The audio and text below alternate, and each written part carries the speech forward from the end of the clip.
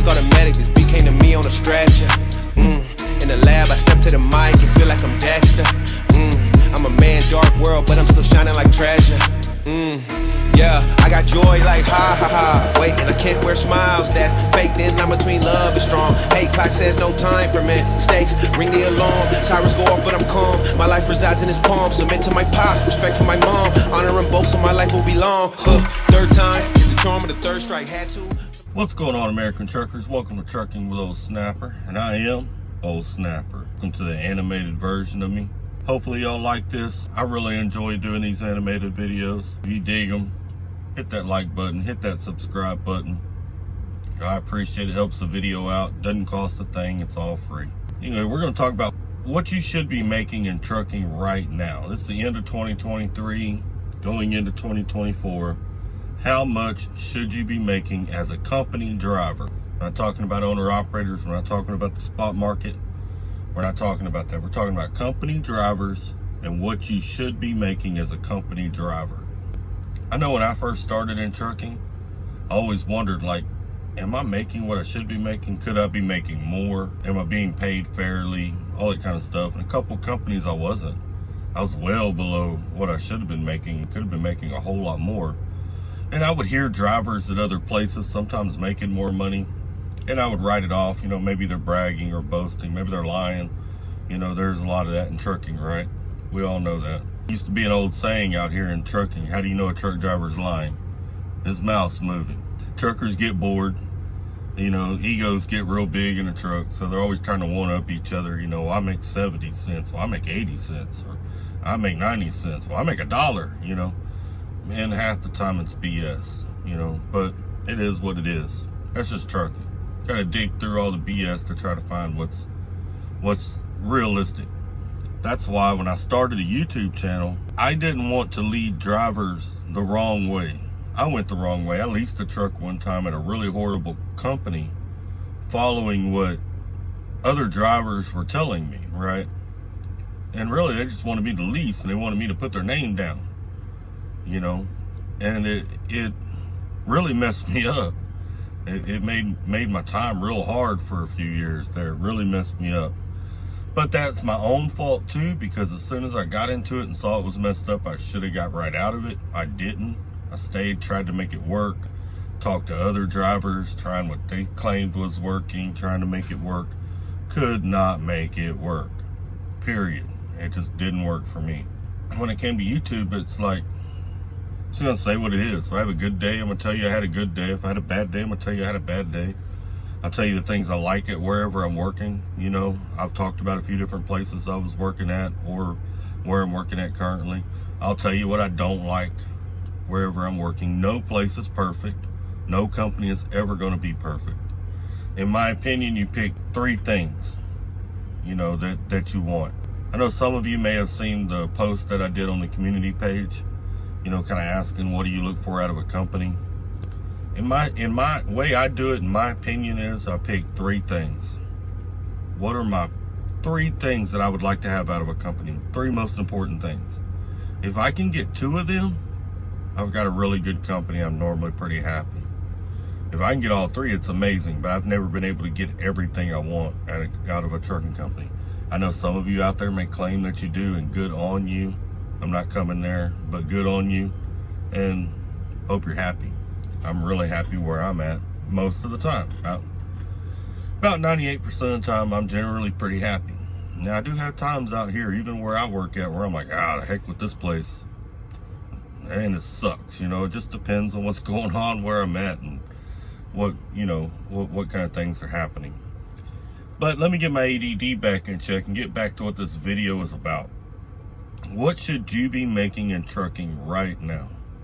All right, now I was a trainer out here for almost 5 years through several companies. There's a lot of students I'm still in contact with today that I trained, and they work in a lot of different companies. Some of them are owner operators, some of them are company drivers, but it gives me a pretty good range of what companies are paying, not just looking at what I'm making, right?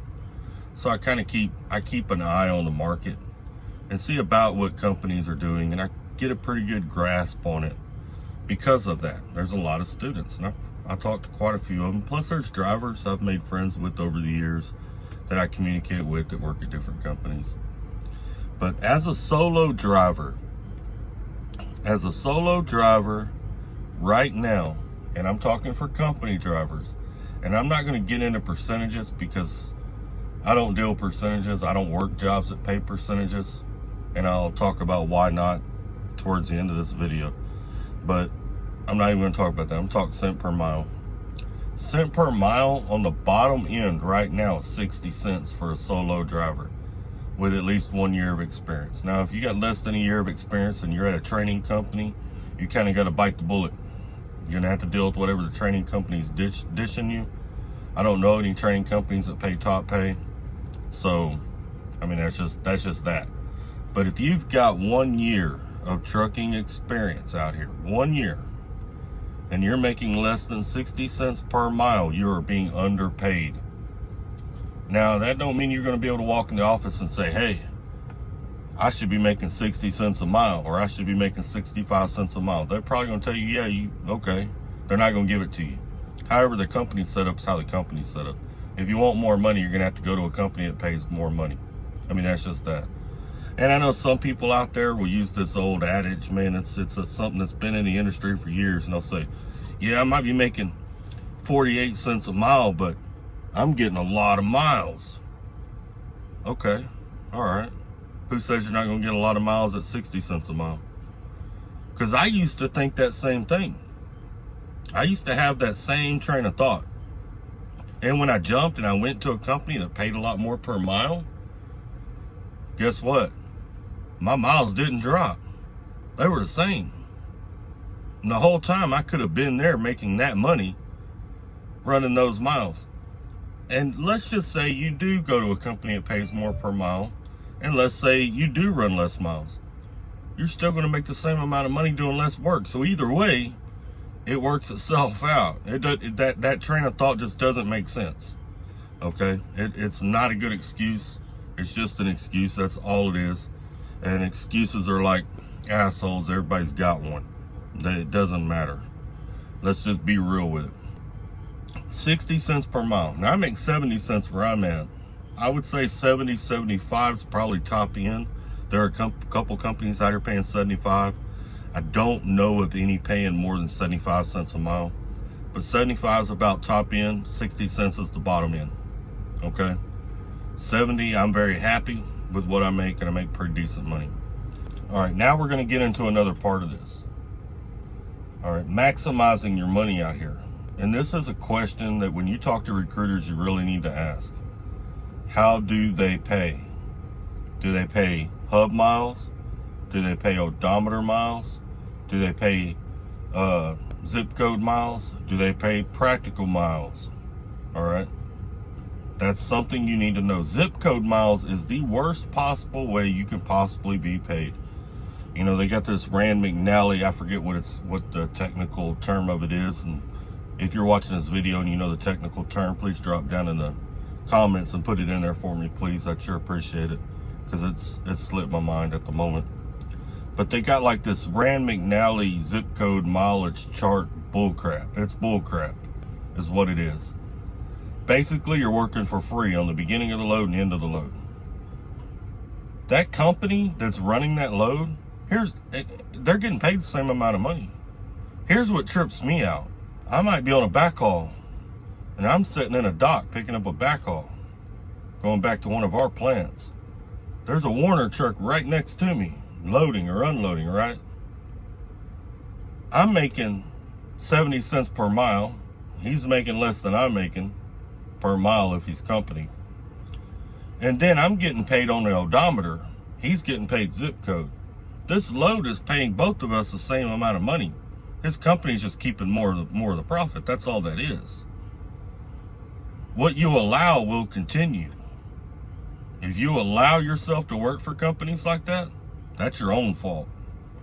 If you're willing to work for free, good on you. I'm not willing to work for free. And this ain't the only company that pays odometer or hub miles. There's a lot of, or not a lot, but there's a few that do. one of the complaints some people will use, or excuses some people will use, they'll say, yeah, but if they pay hub miles or odometer miles, they're going to tell you exactly how they want you to go. Some do and some don't. Where I work at, they don't tell us exactly what route they want us to go. They know how far it is between 2 points, and they give you 10% variance. Stay within 10% of that, you know, and that's to allow for getting off, going to the truck stop, getting back on, maybe having to go around an accident or go around a road closure or what have you, right? So don't psych yourself out with those excuses, because they're just excuses. If you're working for a company and you're being paid zip code miles, you're at the bottom of the barrel. That's the very bottom of the barrel. And those companies are going to do that as long as they can. And the only way they can is if drivers continue to put up with it. Same thing with the inward facing cameras and all that other jibber jabber. A lot of companies out here don't have that crap. You don't have to work for a company that has that crap. If you do, you're doing it by your own choice, and that's just your own choice. You can't really gripe about it. You got to kind of like it because that's your own choice. You don't have to work there. My ADD got off on the cameras again. Let me get back over here to pay. All right, so zip code miles is going to lower your pay right off the rip. Practical miles is the next step up. Practical miles is like what Creek Carriers pays. They pay practical miles. I can't remember. I think Tyson, don't quote me on that, but I think Tyson pays practical miles. And there's a few others out here that pay practical miles. Practical miles, there's a couple of different ways they figure practical miles. I've seen some companies figure practical miles from address to address, shortest route. I've seen some companies figure practical miles post office to post office, shortest route. And that'll be the post office in whatever city you pick up in, to the post office in whatever city you deliver in, shortest route. Some companies pay that way, and generally you're pretty close. You know, at Creed, I used to be pretty close to usually within 5%, sometimes 10%. I've heard in recent days that it's gotten a little bit different, like maybe they're playing with the miles or something. They might be, I don't know, I'm not there, so I don't work at Creek Carriers anymore, so I can't tell you. But if you're being paid practical miles, you're being paid pretty close. Hub miles or odometer miles are the best way to go, because you're getting paid for every bit of work that you actually do. You're getting paid for it all. You're getting paid for every, if you're holding this steering wheel and you're in motion, you're getting paid for it. Cha-ching, cha-ching, cha-ching. Every single mile you drive. If you got to drive around an accident, you're getting paid for it. You know, if there's a road closure and you got to get off and route 20 miles to get around it and back over to the highway on the other side of it, you're getting paid for it. In my opinion, it's a huge increase in pay. It's the best way to be paid. It's fair. You're giving them an honest day's work. They're paying you for your honest day's work. And that's a good exchange, right? Because, I mean, basically that's what it comes down to. We're trading our time and a skill for pay, right? I have a CDL. I know how to drive a truck safely. And I'm willing to spend X amount of days away from home. And this is the compensation I'm receiving for it. So in my opinion, if you're working for a company that's paying you in zip code miles, for sure, practical miles is okay. I mean, I would work practical miles again. They wasn't too bad. But if you're working for a company that's paying you zip code miles, you're selling yourself short. You're screwing yourself off the rip. There's no reason you should be doing that. It's absolutely senseless. You're gonna have to look yourself in the mirror and ask yourself why. What is the benefit of you doing that? Because it ain't money. Are you in love with someone at the office or something like that? You know, maybe you got a crush on the dispatcher. I don't know. But there's another reason why you're doing that, and it's not money. Because you're working for free. Let me ask you something, driver. If I told you, hey, come mow my yard.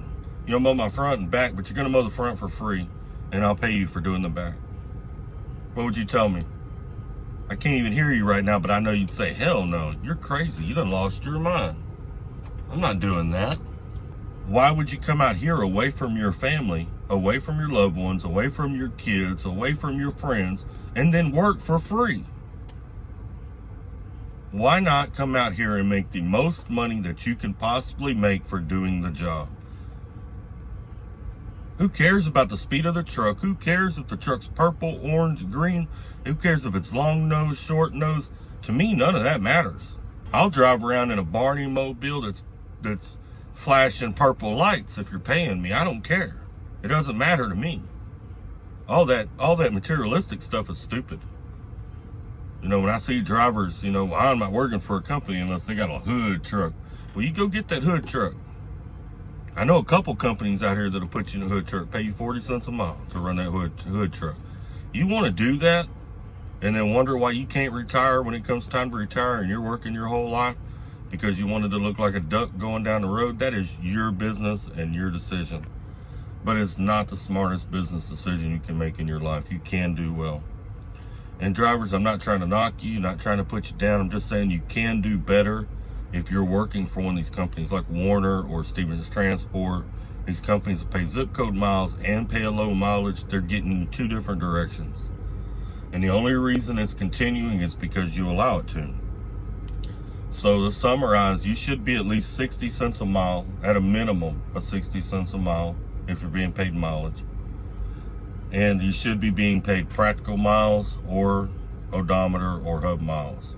I wouldn't take anything less. I believe drivers deserve it. You deserve it. We all deserve it. I wouldn't accept anything less from any company. Now I'm going to talk about percentages right quick. I personally don't work for percentages. I won't take a job that pays percentages. I have done it in the past. I didn't like it. And I'm going to explain why. Percentages pay me a percentage of what the company tells me that load is paying them. Okay? How do I know what that load really paid them? How do I know? How do you know? Are they going to send you the load tender? Great, they sent you the load tender. Let's say you work for me and I'm paying you percentage. All right? I'm going to send you the load tenders that I get. So the company that we're moving the load for sends me the load tender. I open it up in my email. I take that load tender. I copy it over to Microsoft Word. I change the price that they're paying me to whatever it is that I'm told you that they're paying me. Save it back to the email. Forward it to you. It's that simple. It's not that hard. A lot of companies out here do it. The whole time you think you're making top dollar and you're making a percentage of what the load pays. And to be honest with you, when I worked percentage, I made less than I did when I worked by the mile. That's why I will not work percentage jobs no more. We'll never do it again because of that. Now, the other problem that goes with percentages, let's say they are being honest. You take times like right now when freight rates are real low. Your rates are going to drop, so what you're making is going to drop. A lot of times it'll get below what these other companies are paying that are paying cents per mile. So why do that to yourself? Now it has the benefit of being up when the market's great, and that's all fine and dandy. You know, good on it.